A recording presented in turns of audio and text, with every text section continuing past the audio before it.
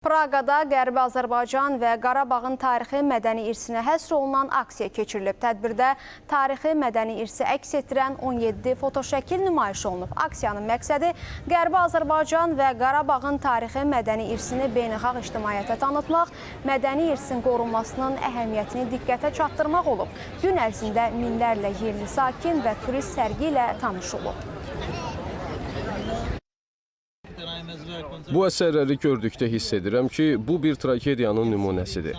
Mən düşünürəm ki, belə tarixi binaların dağıldığını göstərmək vacibdir. Hər müharibədən, hər konfliktdən sonra, belə desək, tarixi dəyərlərin dağılmasına gətirib çıxarır. Tarixi binalara hörmət etmək lazımdır.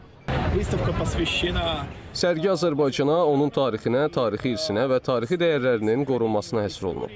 Tarixi dəyərlərin qorunması məsələsi bugün olduqca vacib və aktualdır.